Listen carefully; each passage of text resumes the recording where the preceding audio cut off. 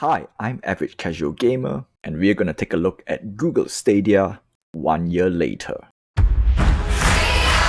So to kick things forward first, we know that Stadia has a rocky launch from the start last year, November, and the major complaint for Google Stadia is, where are the games? Which is a good time to compare right now because Xbox Series X has just launched like a week ago. Same goes with the PlayStation 5, and I know some countries are getting their PlayStation 5 today. Now hold up, before you say it is a not fair comparison, it's basically just a benchmark on how many games would a new console have. And to top it off, PlayStation and Xbox has been in the game for quite some time, so by having this notion, they should have at least a handful of games during their launch. Alright, so let's get onto it.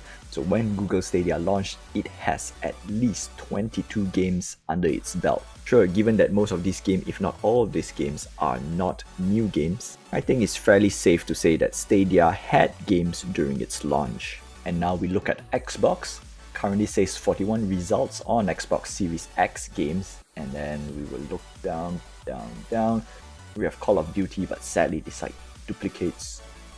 Valhalla duplicates, Marvel Avengers duplicates, Dirt 5. In fact, they don't even have the X or S symbols in some of them. That tells me they may not be optimized for that platform. But for comparison's sake, I'm gonna let it go. Easily 4 Call of Duties, at least 2 Destinies here, 3 Destinies here, Valhalla, lots more, and all this NBA stuff. So you know what?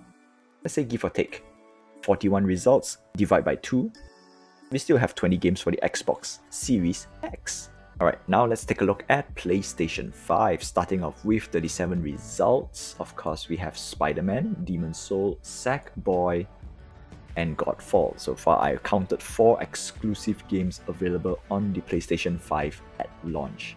Most of them are on pre-order, and that's it. So the number here are kind of skewed because they are pre-orders. Same goes with Xbox duplicate games and games with multiple edition. I'm looking at you, Assassin's Creed, Call of Duty with your Ultimate whatever edition, Bing Bang Boom. Now, being said, let's say we cut number by half, it is a solid 16 titles for the PlayStation 5. Now, another comparison to Google Stadia is actually PC gaming. We have 2 cloud services offered on the PC platform. Number one is Shadow PC, which I didn't use, but I used the other service, which is GeForce Now. About these 2 services, it actually utilizes your Steam library.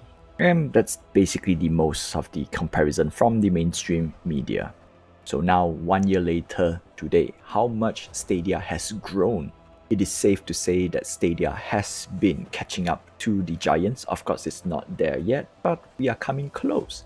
We have Marvel Avengers, we have Assassin's Creed, Destiny 2, Watch Dogs Legion, Baldur's Gate 3, Cyberpunk 2077, Humankind, Immortal Phoenix Rising, and many more to come in the future. And here comes the good news. By pre-ordering Cyberpunk 2077 on Google Stadia before December 18, you can get a Stadia Premiere Edition for free. This is great news for people who are on the fence and want to try out Google Stadia.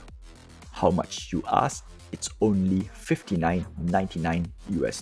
That's right, you only need to buy Cyberpunk 2077 base game. If you're in Canada, it is $79.99. Do note that if you buy on or after December 10 for Cyberpunk 2077, you might not get Stadia Premiere Edition because it's a limited supply or while supply lasts. Don't worry, if you didn't get the Stadia Premiere Edition, you still can play Cyberpunk 2077 on your Chrome browser. Don't forget to like, subscribe, and hit the notification button for more Google Stadia news. And of course, if you have any suggestion on how to improve my presentation or the video, feel free to comment below as well. Until then, I'll see you next time for the next Google Stadia update.